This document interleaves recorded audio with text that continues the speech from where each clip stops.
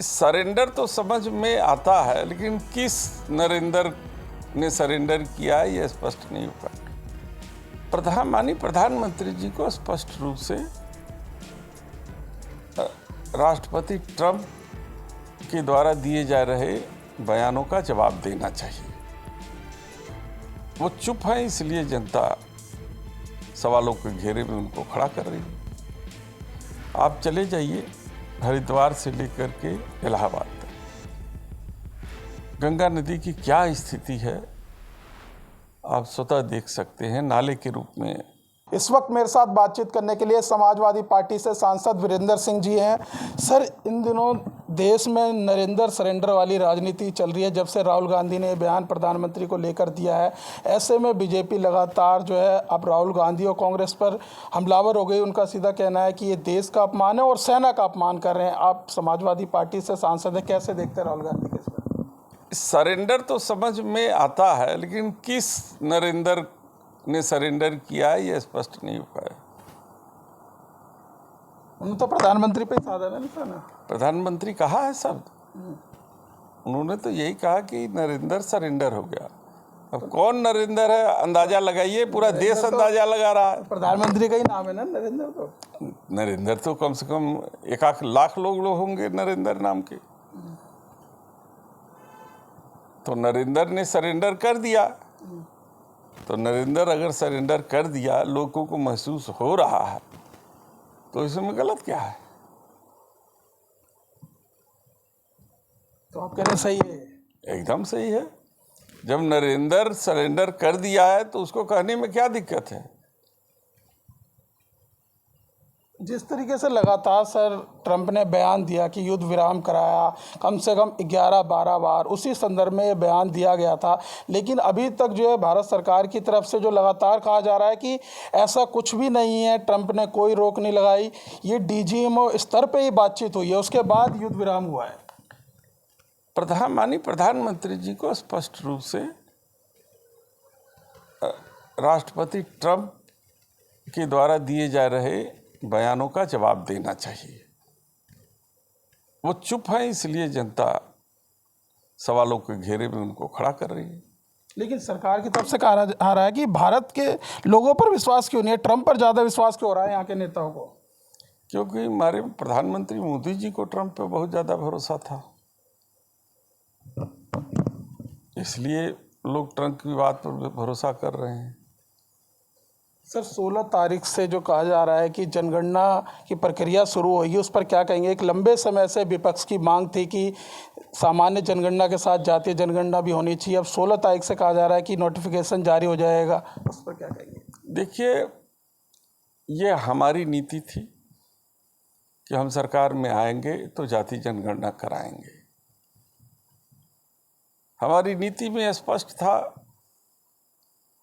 कि हम जाति जनगणना करा करके उन पिछड़े वंचित लोगों को उनकी हिस्सेदारी भी हम देने का प्रयास करेंगे, जिनको आज़ादी से आज तक उनको न्याय नहीं मिल पाया है, देश के संसाधनों में उनकी भागीदारी नहीं हो पाई है, उनकी भागीदारी सुनिश्चित हो। इसलिए जाति जनगणना कराने की बात हमारे राष्ट्रीय अध्यक्ष जी ने कहा था। हम आज भी उस पर कायम हैं, लेकिन देश के माननीय प्रधानमंत्री जी ने घोषणा तो कर दी है, लेकिन अभी स्पष्ट नीति क्या है ये सामने नहीं आया है।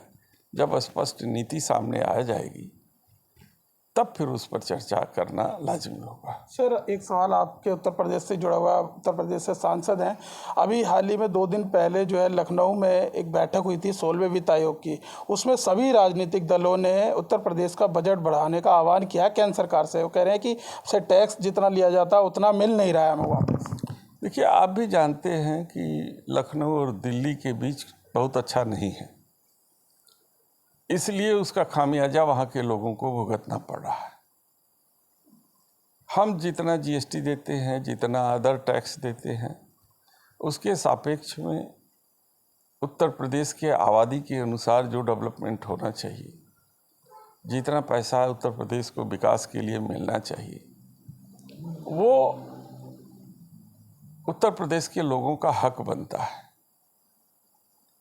आज आपको मैं बताना चाहता हूं कि हमारे वाराणसी संसदीय क्षेत्र के प्रधानमंत्री सांसद हैं और आज भी वाराणसी जनपद किसी एक्सप्रेसवे से लिंक नहीं है। यह आपको आश्चर्य की बात नहीं लगती है? ये कहीं इस बात का नहीं इशारा करता है कि वो दिल्ली या लखनऊ के बीच में ठीक नहीं है? कुछ गोरखपुर जुड़ सकता है, अन्य जिला जुड़ सकता है, बनारस क्यों नहीं जुड़ जब से डबल इंजन की सरकार है सर दोनों जगह, जब डबल इंजन आपस में टकराने लगे तो विकास की गति तो रुकी जाएगी। जब यही बात विपक्षी दल वाले राज्य कहते, चाहे वो दिल्ली हो तमिलनाडु के, हमें बजट नहीं दिया जा रहा पूरा जितना हमसे टैक्स लिया जा रहा है, तो कहते थे राजनीतिकरण कर रहे हैं। अब तो यहाँ पे सेम सरकार है दोनों जगह। फिर भी कह तो रहा हूँ कि आप ज़्यादा मत दो, लेकिन जितना अधिकार है उत्तर प्रदेश के लोगों का, जितना टैक्स देती है वहाँ की जनता, उसके सापेक्ष में, आबादी के सापेक्ष में उत्तर प्रदेश को हिस्सा मिलना चाहिए। अभी सर हाल ही में आपने जल का मुद्दा उठाया था, उत्तर प्रदेश का जल मंत्री ने कल परसों एक बयान दिया और सभी जिलों में और राज्य स्तर पर समीक्षा करने की बात कही है कि पानी की जहाँ जहाँ कमियाँ हो रही हैं उसको लेकर। मैंने तो उत्तर प्रदेश में सभी वे जनपद जो गंगा के किनारे, गंगा के पानी पर निर्भर है, मैं उनकी बात उठाई थी। आप चले जाइए हरिद्वार से लेकर के इलाहाबाद तक, गंगा नदी की क्या स्थिति है आप स्वतः देख सकते हैं। नाले के रूप में बहती है। इलाहाबाद के बाद थोड़ा सा वहाँ यमुना नदी का पानी आके मिलता है, तब वो मिर्ज़ापुर और बनारस में थोड़ा पानी दिखाई देता है, लेकिन वो भी पानी पर्याप्त नहीं है कि गर्मी के दिनों में, अभी धान के रोपाई का समय या नहीं आया है, लेकिन बिहन डालने का समय आ गया है, उसकी तैयारी करने का समय आ गया है। बरसात नहीं हो रही है, इसलिए पशुओं के पीने की भी कठिनाई, आवश्यकता पड़ रही है। जंगली पशु भी पानी के लिए तरस रहे हैं। तो हम इस विषय पर माननीय जल शक्ति मंत्री का ध्यान आकर्षित किया था। अगर वो जांच करा रहे हैं तो निश्चित रूप से एक अच्छा कदम उठा रहे हैं, हम सब सहयोग करेंगे उसके लिए। बहुत बहुत धन्यवाद सर। तो देखिए, हमारे साथ बातचीत करने के लिए थे समाजवादी पार्टी से सांसद वीरेंद्र सिंह। फिलहाल इस वीडियो में बस इतना ही। बाकी खबर देखने के लिए देखते रहिए पॉलिटिशियंस इंडिया न्यूज़। धन्यवाद।